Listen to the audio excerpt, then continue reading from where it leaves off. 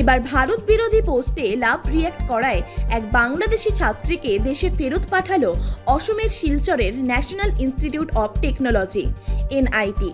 জানা গেছে, এনআইটির electronic and communication বিভাগের চতুর্থ সেমিস্টারের শিক্ষার্থী ছিলেন মাইসা মাহাজাবিন। সোমবার তাকে বাংলাদেশে ফেরত পাঠিয়েছে এনআইটি কর্তৃপক্ষ। অভিযোগ, এনআইটির প্রাক্তন শিক্ষার্থী শাহাদাত হুসাইন আলফি 6 মাস আগে ভারত থেকে পড়াশোনা শেষ করেন। বর্তমানে তিনি বাংলাদেশে বসবাস করছেন। ফেসবুকে আলফির ভারত বিদ্বেষী পোস্ট করেন। সেই পোস্টে মাইশা লাভ রিয়্যাক্ট দিয়েছিলেন। এরপরই বিক্ষোভে ফেটে পড়েন অনেকে। তবে জানা গেছে, ওই ছাত্রীকে বহিষ্কার করা হয়নি।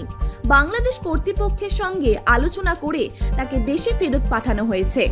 কোর্স শেষ না হওয়ায় ওই ছাত্রী আবার ফেরত আসবেন কিনা তা জানা যায়নি।